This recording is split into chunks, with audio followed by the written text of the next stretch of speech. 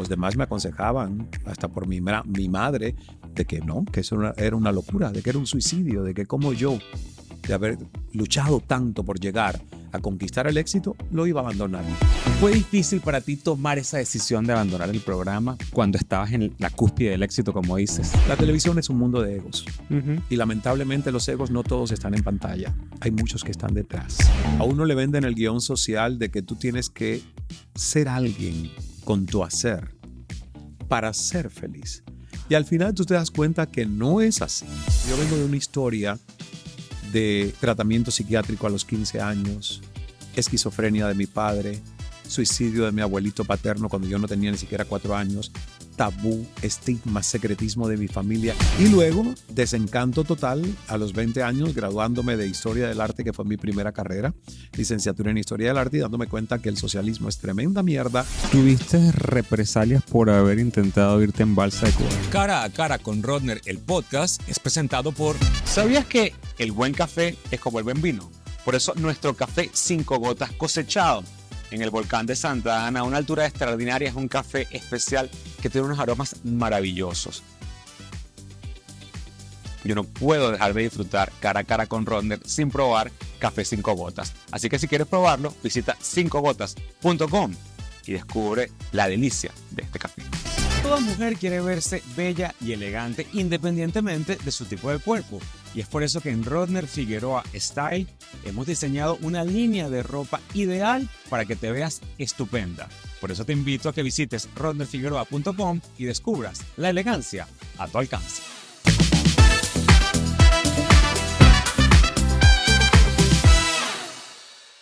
Hola amigos y bienvenidos a este nuevo Cara a Cara, el podcast con Rodner. Y ustedes saben que el propósito de este podcast es inspirar. Que te inspires escuchando el testimonio de mi invitado, que cuando digas, si él pudo, yo también. Por eso te invito a que te suscribas, actives las notificaciones. Y hoy, si estamos hablando de inspirar, este invitado que tengo yo hoy delante de mí es el sinónimo de inspiración. No solamente por su historia de éxito, sino porque él ha convertido el propósito de su vida en ser un mensajero de la inspiración.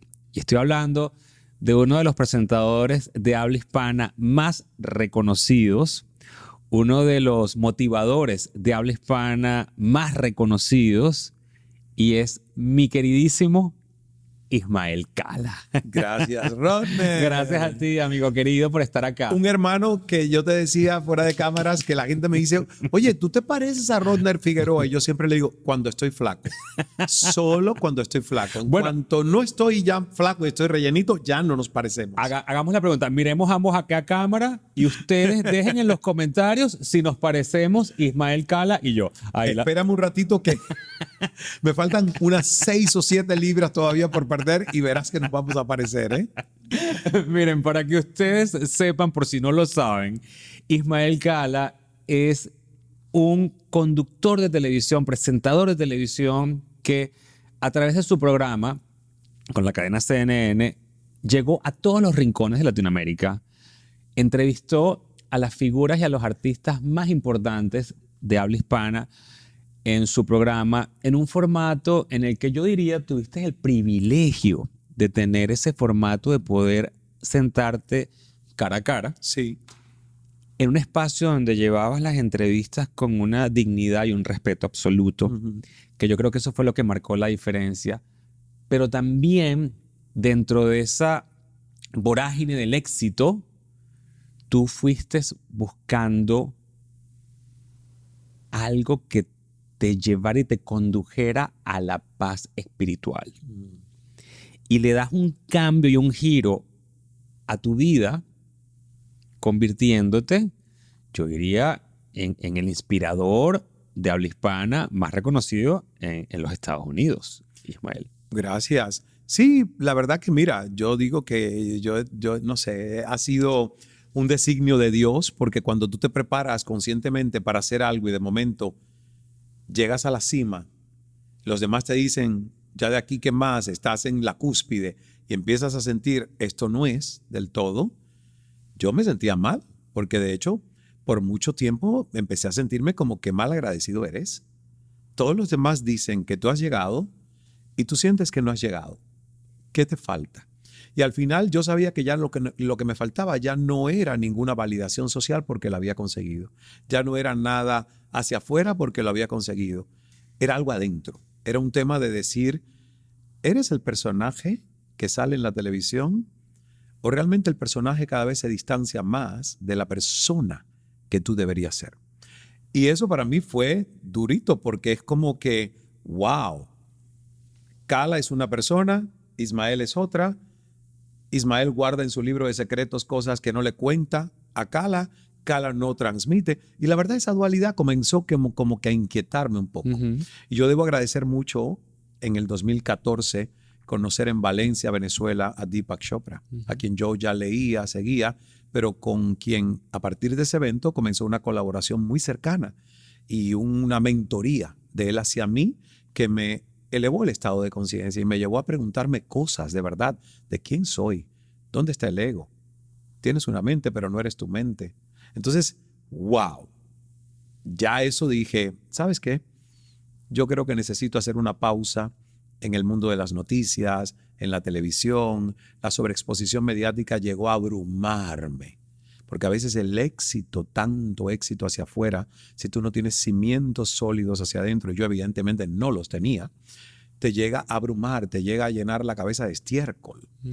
Y la verdad fue la decisión, profesionalmente hablando, más compleja de mi historia de vida, porque los demás me aconsejaban, hasta por mi madre, de que no, que eso era una locura, de que era un suicidio, de que como yo, de haber luchado tanto por llegar a conquistar el éxito, lo iba a abandonar.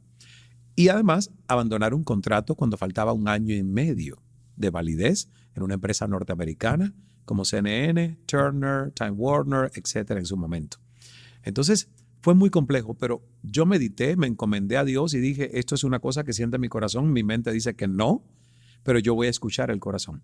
Y 7 años y medio después te digo, es una decisión que tendría que tomar de vuelta, si es el momento, porque hoy siento una paz y siento un reconocimiento y un amor por Ismael, que con todo el éxito de Cala en ese momento, Ismael no se amaba tanto porque no se conocía. Me encanta que compartas eso porque cuando yo fui más exitoso en la televisión, que tenía mi propio programa, Sal y Pimienta, era cuando más infeliz era. Y tenía todo para ser feliz. Éxito en la televisión, un contrato extraordinario, súper bien remunerado, la fama. Pero era absolutamente infeliz. Y a lo mejor es que es ingrato que diga esto. De hecho, uno de mis mejores amigos en su momento, Roger Borges, me decía, pero ¿de qué te quejas? Si lo tienes todo, pero no era feliz. Exacto. Y entonces es lo que tú dices, yo que trabajé tanto por alcanzar esto, te dices, pero esto no es lo que me... Porque no me daba paz, me daba angustia. Correcto. Es un poco lo que te pasaba a ti con Cala. Sí, más o menos. Porque lo que sucede es que, fíjate, a uno le venden el guión social de que tú tienes que ser alguien con tu hacer para ser feliz. Y al final tú te das cuenta que no es así. Que no, porque si no, por favor, ¿cuántas personas se quitan la vida y se suicidan con dinero, con fama y con éxito hacia afuera? Pero hay algo que falta adentro, ¿ves? Y eso tú no te lo puedes explicar.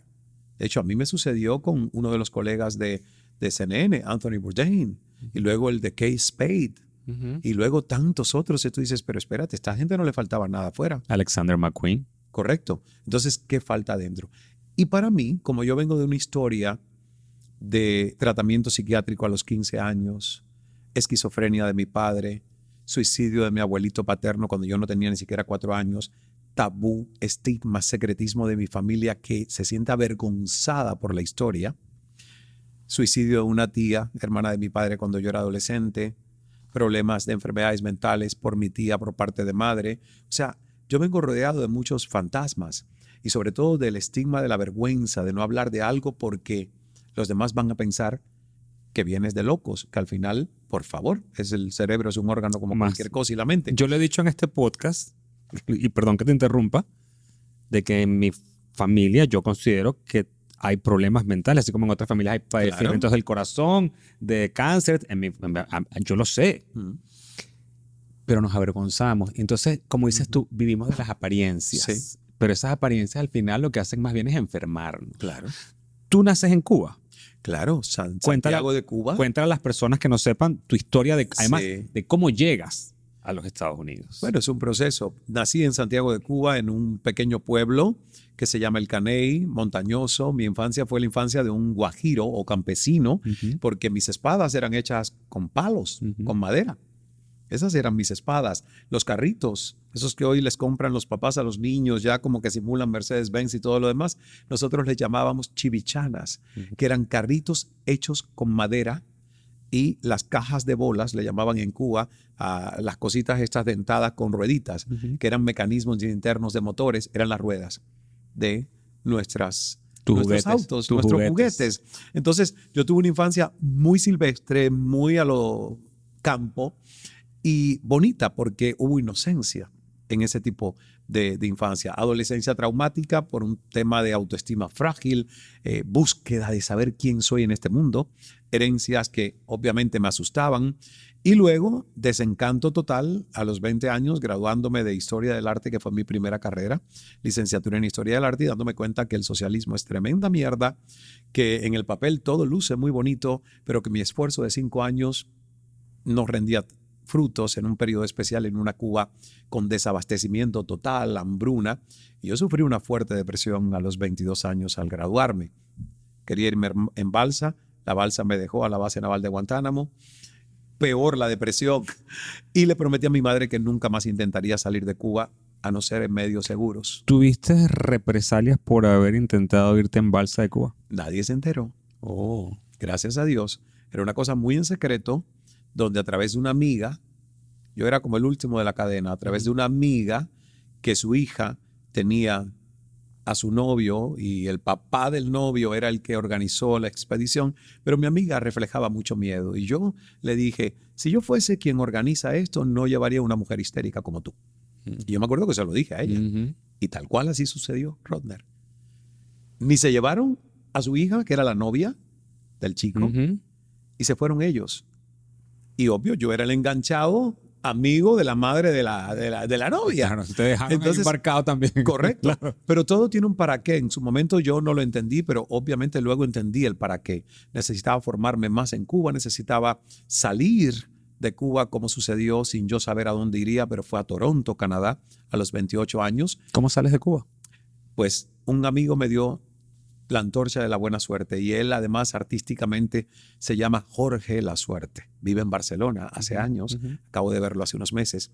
Y él era un famosísimo animador turístico que imitaba a Michael Jackson y a otros artistas y tenía el segundo show de Tropicana Santiago, el cabaret este famoso de Cuba. Y a él lo invitan el gobierno cubano a que vaya de animador de una delegación cubana a un festival multicultural en Toronto, Canadá. Pero él tiene un viaje a Alemania.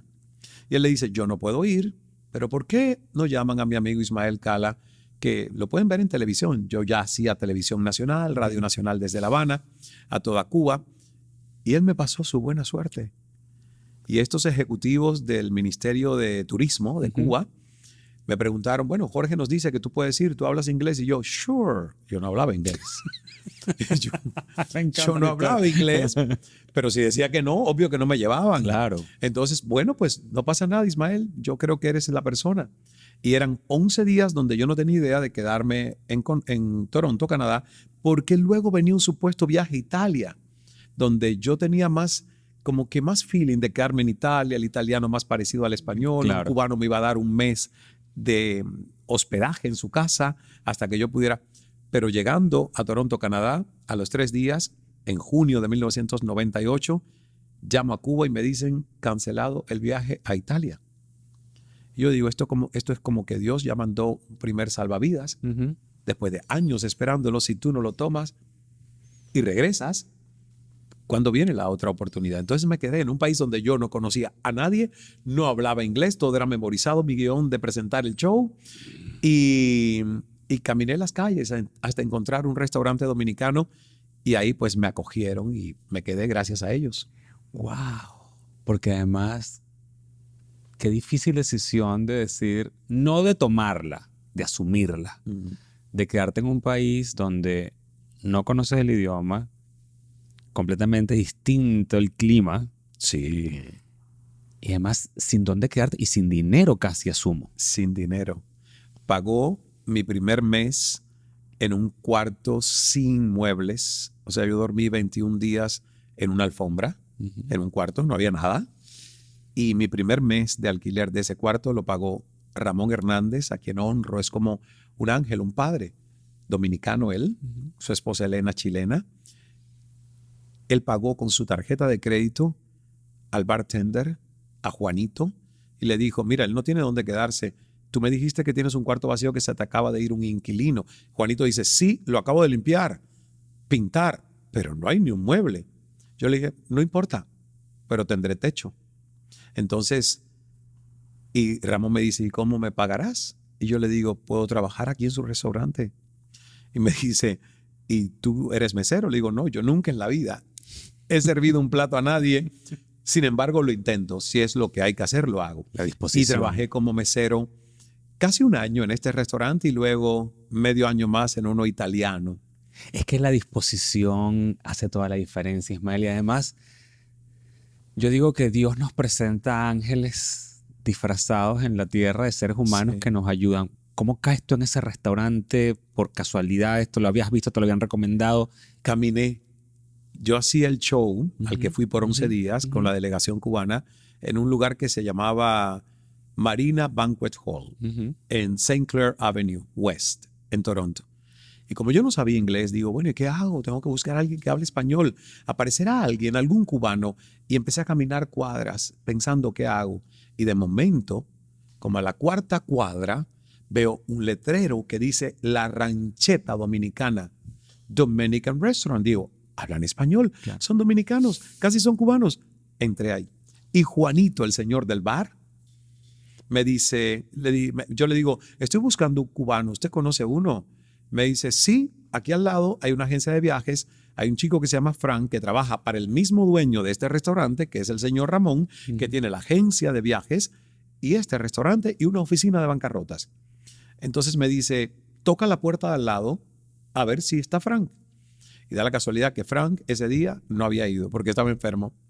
Y me dicen, vuelva al día siguiente. Pero cuando yo paso de vuelta, Juanito me llama y me dice, ¿encontraste a Frank? Le digo, no, no está hoy.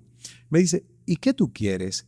Le digo, es que yo estoy acá en un show cubano. Me dice, ¿tú quieres quedarte? Y yo, asustado. Claro. Bueno, no sé todavía, es que yo no conozco a nadie en este país. Y dice, ¿sabes qué? No solo conoce a Frank, conoce a Ramón.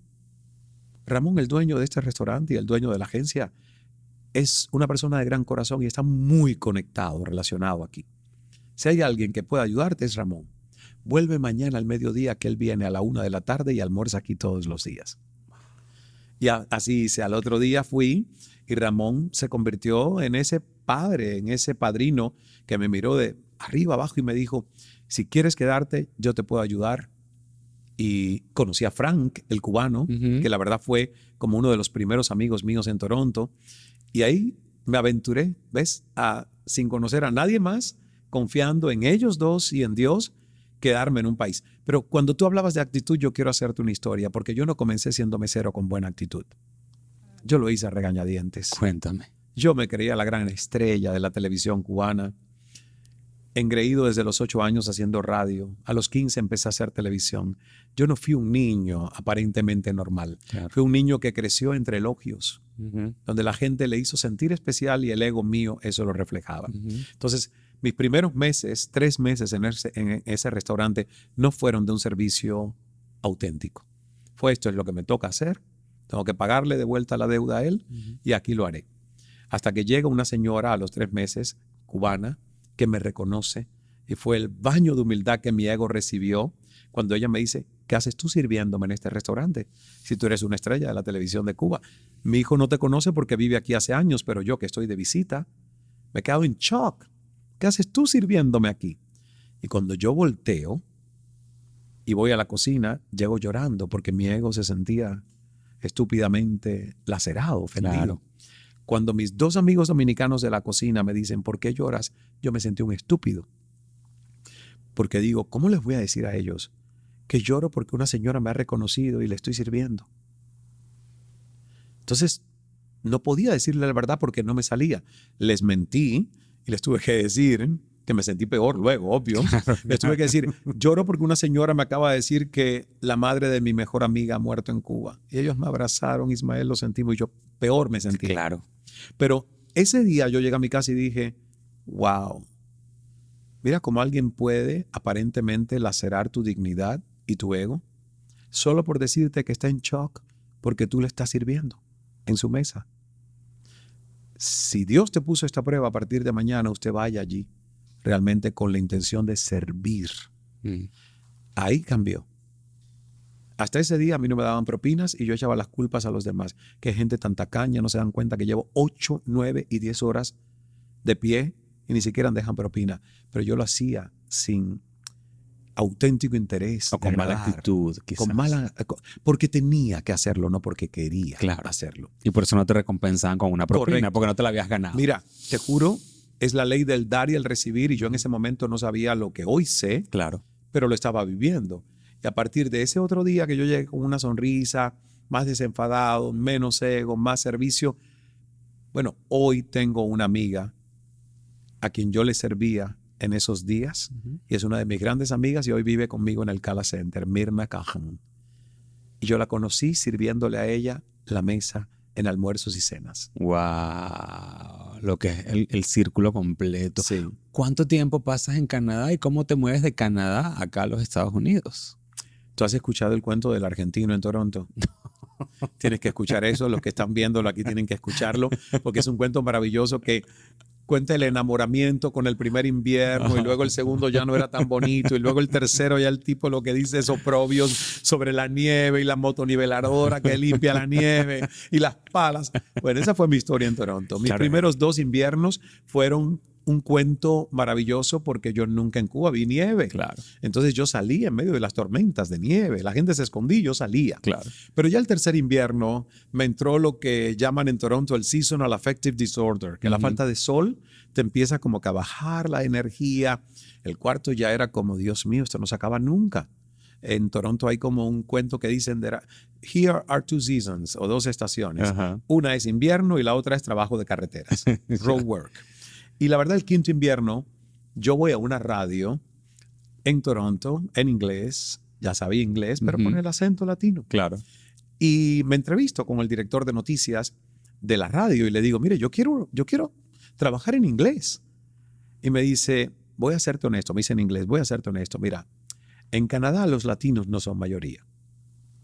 Para poner a alguien al aire en inglés con acento latino, yo primero tengo que poner a alguien que tenga acento indio.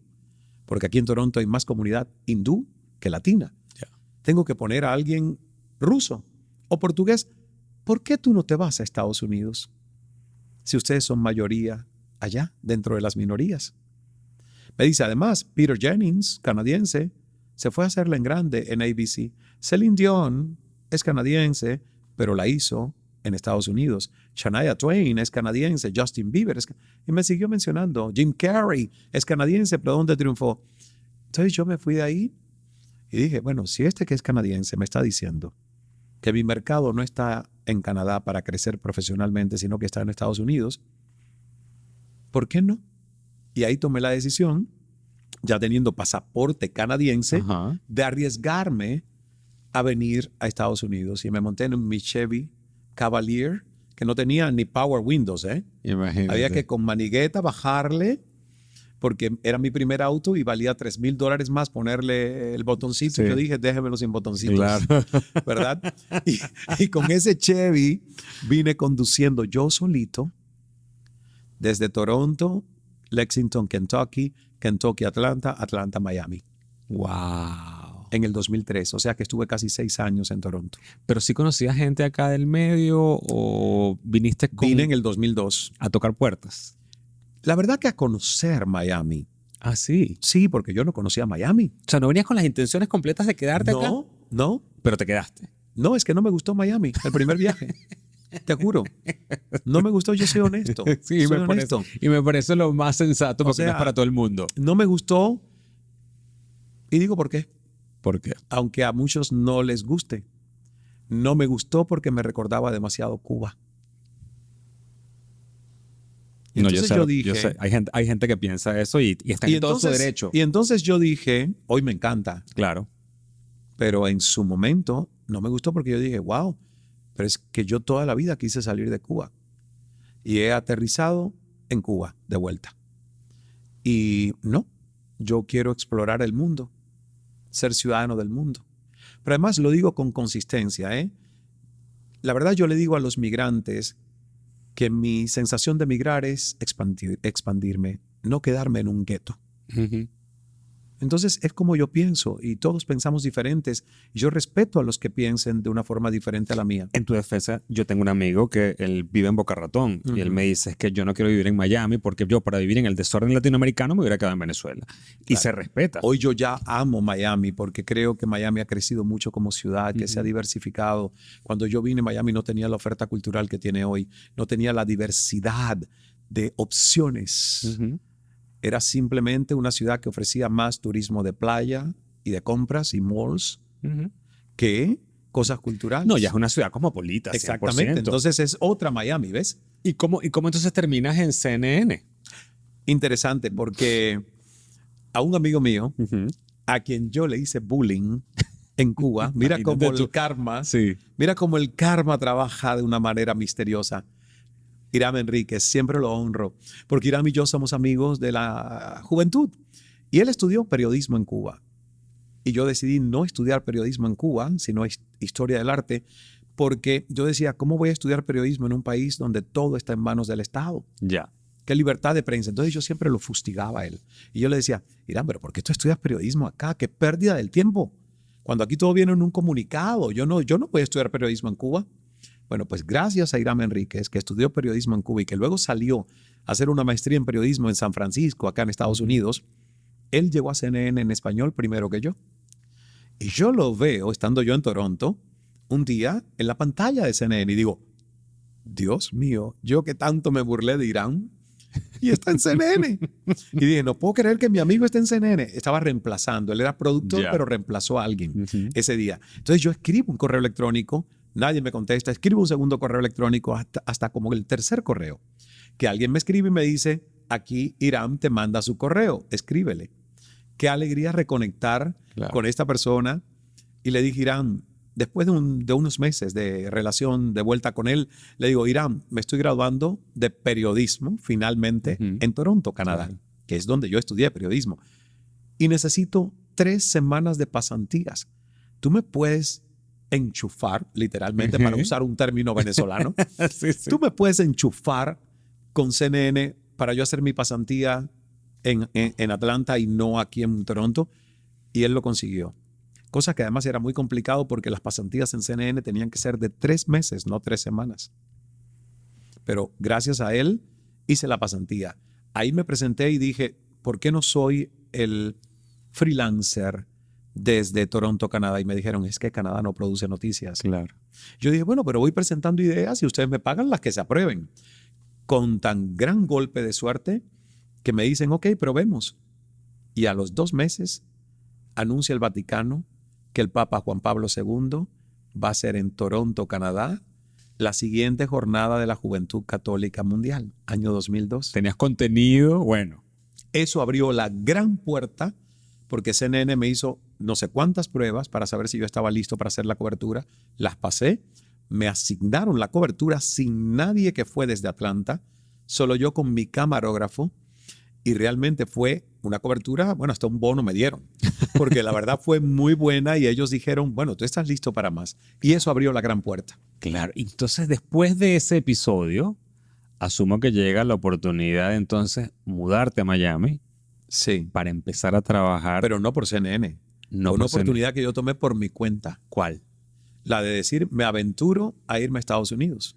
Y CNN me dijo, pues, si te vienes a Estados Unidos una vez que tú tengas legalidad y permiso de trabajo en Estados Unidos, tendrás aún más trabajo con nosotros como freelancer porque ya las puertas están abiertas. Pero no fue que CNN me dijo, vente que yo hago esto por ti. No. Ok, tú te vas a mudar a Estados Unidos. Una vez que estés legal, tengas permiso de trabajo, te seguimos utilizando y vas a tener mucha más. Y así fue. La verdad que como cubano, recuerda que teníamos la prerrogativa como cubanos de hacer un proceso mucho más expedito. Sí. Entonces, pues yo me acogí a esa ley de ajuste cubano. 1 año y 1 día. Exactamente. Y tuve mi permiso de trabajo muy rápido. Y luego CNN me empezó a utilizar, volar a Atlanta, era como el reemplazante de todos los titulares. Y la verdad, la historia fueron 15 años en CNN, contando 6 prácticamente en el prime time. Pero la gente no recuerda esta otra parte, ¿ves? No, la prehistoria. No, porque la gente tiene memoria corta y siempre se quedan con la parte del éxito, como siempre digo yo, y no ven los momentos de oscuridad hasta alcanzar el estrellato. Claro. Estrellato que además te lo ganaste a pulso porque te ganaste la confianza. Te lo digo honestamente, no había personaje que no quisiera estar sentado contigo en tu programa. Sí. Fue un honor cuando a mí mis productores me decían, Rodner, ha llamado fulanita de tal porque tal artista desea sentarse en este programa. Y yo decía, wow. Nos llamaban. Las personas volaban desde Argentina, Bolivia, toda Latinoamérica, especialmente para cuando nosotros le podíamos dar el espacio en el programa. Y se convirtió, la verdad, en un programa. Yo tuve un gran mentor, esto no es un mérito solo. Y tuve un gran equipo, porque televisión no se hace en solo, solitario. Yo tuve un gran equipo que fue extraordinario y tuve un gran mentor que fue Larry King. Porque Cala, en realidad, fue Larry King en español. 100%. Con unas modificaciones. Cynthia Hudson, presidenta de CNN en español. A quien le mandamos un beso. Sí, y a quien agradezco porque fue quien me sacó de los fines de semana. Yo era el que hacía madrugadas cuando ella entró a dirigir CNN en español. Y ella vio la visión de que yo podía ir al prime Bueno, time. porque es una visionaria, siempre lo ha sido. Claro, y me había visto también en América TV, cuando ella dirigía Mega TV. No se nos dio la oportunidad en ese momento de trabajar juntos. Yo tenía contrato en América TV y de momento ya yo estoy en CNN y ella llega a CNN. Y obvio, a replantearse una nueva programación y fue el momento justo. Y Karen Willett. Karen, que fue mi amiga, jefa de buró. Sí, mi amiga jefa de buró. Sí, bueno, fundadora de Cala. Claro, ¿no? Y íntima de Cynthia también. Correcto. Excelentes profesionales. Por eso te Como digo mi productora Laura del Campillo, que está aquí presente, no se me vaya a poner celosa que no la mencione a ella. Ay, mira, está haciendo ojitos.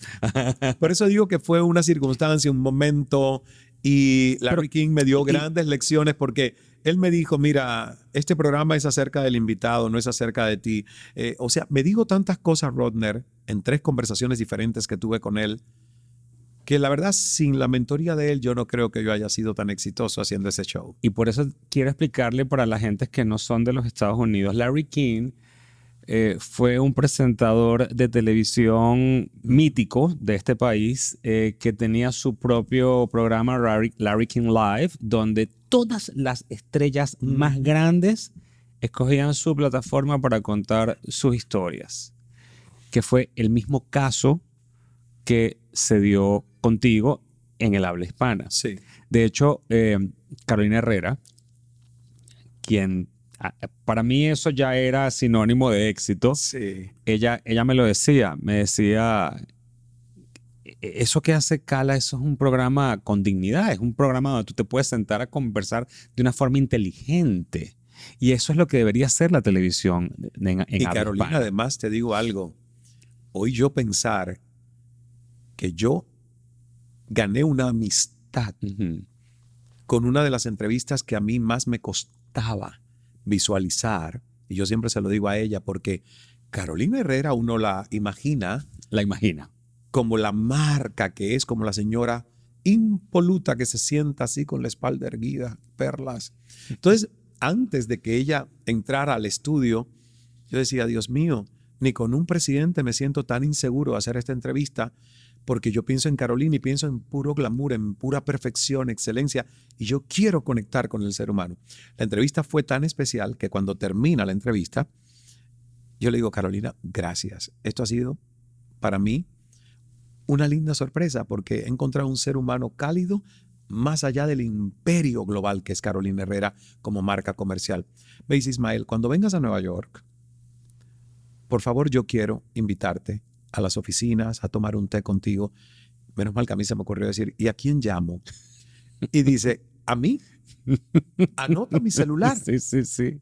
Y mira, hasta hoy, Carolina, te mando un beso. ¿Cómo estás, Carolina? Vi que cumples años. Besitos. Carolina, la gala de los 50 años. Carolina, tengo la gala de la fundación. ¿Hay algo especial que pueda yo subastar tuyo? Por supuesto, Ismael mandó una de las carteras, esas súper exclusivas, y yo, wow. Y fue esa entrevista.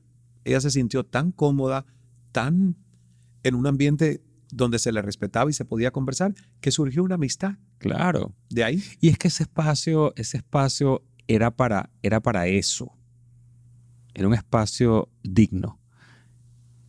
Tú llegaste a ir al programa. Claro, en par de ocasiones, cosa que te agradezco porque, de hecho, una vez fui a hablar de la fundación, de nuestra fundación I Love Venezuela Foundation, cosa que te lo agradezco, que no era solamente acerca de mí, sino de la labor filantrópica que hacemos con la fundación, que ya tenemos 11 años, por cierto. Y vi algo que hiciste reciente. Sí, recién acabamos. Que fue maravilloso. Vi las fotos, vi a Lucy Dauri allí.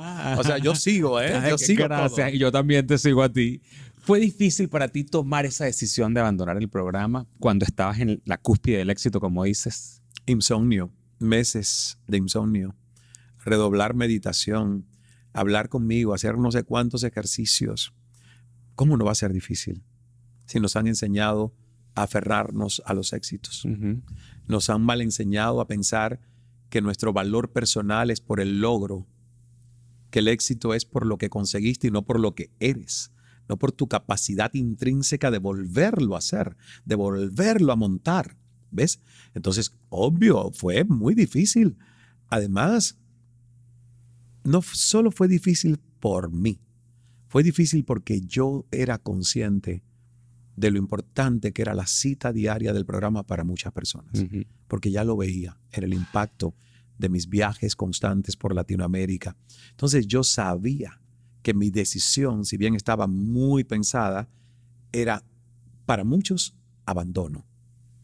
Y lo fue. ¿No sabes cómo yo lloré años después cuando venía alguien y me decía: Ismael, no sé cómo decirte que mi padre sintió un vacío. Ismael, no sé cómo decirte que con tu discurso de despedida mi madre lloró y no entendía cómo estabas tomando esa decisión, porque era una cita sagrada para su cena o para el almuerzo, porque además el programa se retransmitía al día siguiente a las 2 de la tarde, hora de Miami, y era el almuerzo de muchas personas. Sí. Entonces, yo tuve esa doble culpabilidad. El sentir culpa de tomar una decisión que la mayoría no aprobaba. Gente que me llegó a decir: es un suicidio profesional porque tus libros se venden por las 3 letras de CNN. Es un suicidio profesional porque la gente te contrata como conferencista porque estás en la pantalla de CNN. Es un suicidio profesional porque esto y lo otro y lo otro. Y cuando alguien me dijo eso, que fue un ejecutivo de televisión, ahí yo dije: pues esta es una validación de que te tienes que ir. Porque si con apenas 40 y tantos años alguien te está inoculando el miedo de que este es tu último éxito y que además todo tu valor está dado en la plataforma que te amplificó, a la cual le agradeces, pero que no es 100% responsable del éxito, porque yo soy honesto. Por el espacio pasaron otros. Sí, no ha pasado y hoy ya nada. No existe. No ha pasado nada. Sí. Y hoy ya no existe. Sí. Entonces, yo siempre le digo a las personas: a mí esto me dio una gran lección de humildad, de que tú eres reemplazable, porque yo propuse 6 meses para que me sacaran 6 meses después y me dijeron a los 15 días: ya tenemos tu reemplazo, ya te puedes ir. Y yo tuve que decir: ok, y mira, quedarme calladito e irme, aunque supiese que a lo mejor el reemplazo no era el que podría, por el estilo del programa, seguir, pero no era mi decisión. Entonces, calladito te ves más bonito. Usted vaya a lo suyo, que ya ha sido bastante difícil el tomar esta decisión y el comunicarla a alguien como Cynthia Hudson, Eduardo Suárez, que apostaron por mí. Y eso fue lo suficientemente difícil como para yo decir: creo que se están precipitando, creo que les he dado 6 meses, porque este éxito me importa, porque aquí hay una audiencia que me importa, porque me voy y quisiera construir desde donde dejamos esto. La televisión es un mundo de egos. Ujú. Y lamentablemente los egos no todos están en pantalla. Hay muchos que están detrás. Qué buena frase. Qué buena frase porque la gente no sospecha eso.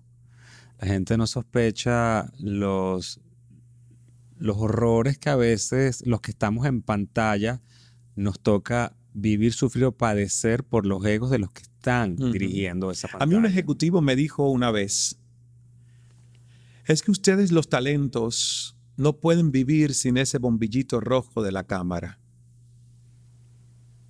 Y para mí ese fue un ejercicio de decir, ¿sabes qué? A lo mejor tú tienes razón, a lo mejor yo necesito vivir sin ese bombillito rojo de la cámara y aprender a entender que mi vida tiene valor Ujú. sin ese bombillito al que estoy atado desde los 15 años. Y yo agradezco esta plática que he tenido contigo porque ha sido muy aleccionadora de cómo tú has permitido que tu espíritu sea el que lidere tu máquina y no tu ego. Así es. Ese aprendizaje, esa necesidad, hasta esa urgencia de atender el espíritu. Para alguien que nos esté viendo hoy, ¿cuáles son los recursos? ¿Cómo lo hiciste tú? ¿Cómo transformó tu vida? La verdad es un proceso de mucha paciencia, de mucho amor propio. Pero hay algo muy importante. Nadie puede amar verdaderamente aquello que no conoce. Y como la educación que nos dan a nosotros en la escuela institucionalizada, es todo hacia afuera, para que conozcas el mundo de afuera y poco te conozcas tú. Uno crece lleno de conocimientos, huérfano de sabiduría.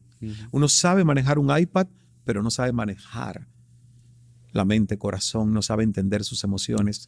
Entonces yo tuve que llenarme por años de ese interés y esa curiosidad de decir, conócete, como dijo Sócrates, conócete a ti mismo para que puedas cuidar bien de ti. Porque si tú no te conoces, tú vives en el guión social comprado. Mi sugerencia a todos los que nos están viendo es, no consumas tantas cosas que son entretenimiento evasivo. Dedícate un tiempo todos los días. Si tienes tiempo para ver Netflix, ¿entiendes? O telenovelas, o consumir noticias, usted tiene tiempo para usted.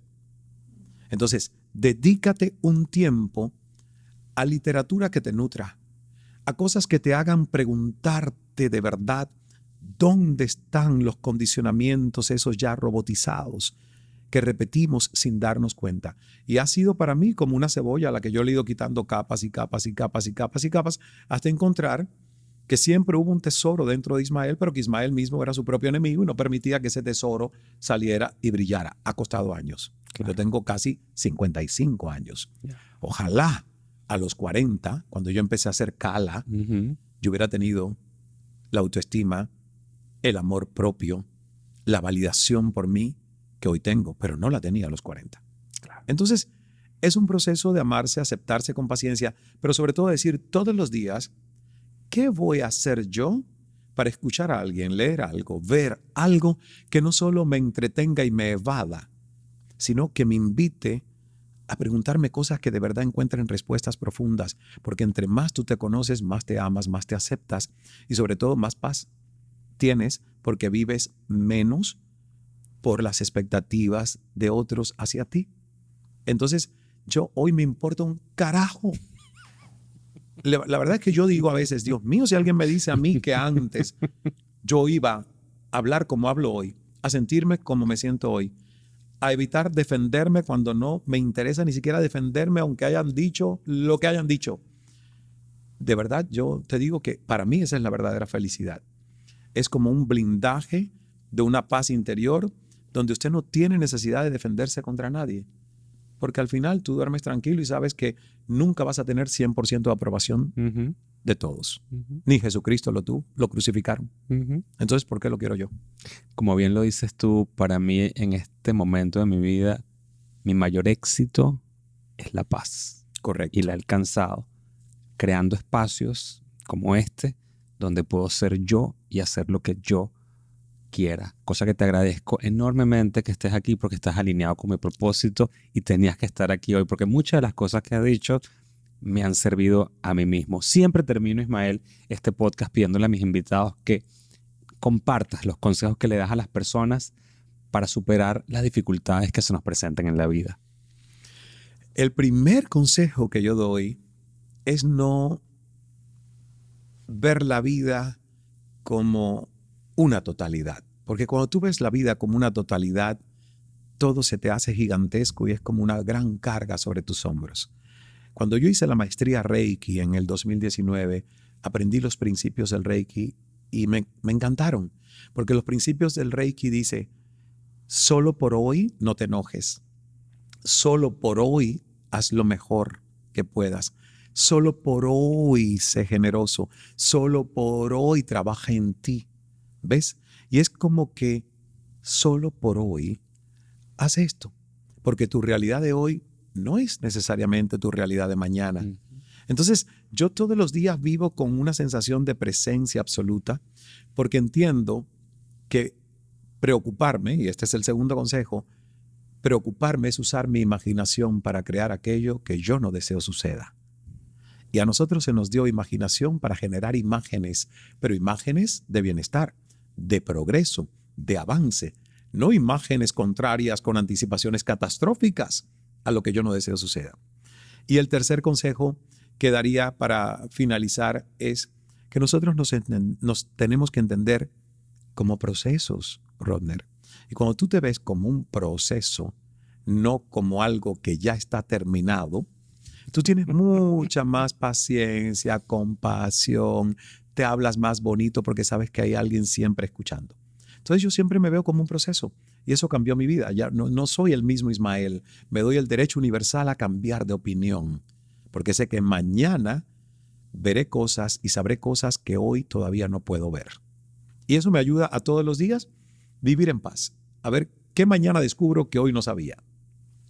Me encantó. Me encantó porque sé que, al igual que yo, que siento que soy un proceso, bien como lo dices, y me entiendo hoy por hoy como un proceso, en vías no, porque estoy ya viviendo el proceso de lo que he creado para mí. Sé que muchas de las personas que hoy te vieron y te escucharon, transformaste sus pensamientos y posiblemente la trayectoria de sus vidas hacia un porvenir emocional que muchas veces es mucho más valioso que un porvenir económico, que la gente piensa que ese es el sinónimo del éxito y no lo es. Por eso cuando te digo que para mí hoy por hoy el éxito es la paz, sé y entiendo justo por esta conversación que estoy en el camino correcto. Más que correcto. Es el camino de la expansión, porque la paz es todo. La paz es salud, la paz es bienestar, es todo. Expansión y paz. Así que ya saben, si a ustedes les gustó esta conversación con Ismael Cala, los invito a que la compartan, le den like, dejen sus comentarios. Si tienen preguntas para él, síganlo en sus redes sociales. ¿Cuáles son? @Ismael Cala en casi todas las redes sociales, incluyendo YouTube. Y en X o X, antiguo Twitter, es más cortito, @Cala. Y toda la información de nuestros eventos, experiencias online o presenciales en ismaelcala.com. Ahí lo tienen. Así que espero que les haya sido de tanto servicio como ha sido para mí esta conversación. Y tenemos una cita pendiente más adelante en Cara a Cara con Rodner, el podcast. Y gracias, querido amigo, por estar aquí. Te lo Gracias a ti. Finalmente se nos dio. Muy bien. Gracias. Te quiero. Yo también. Gracias. Nos vemos la próxima. Chao.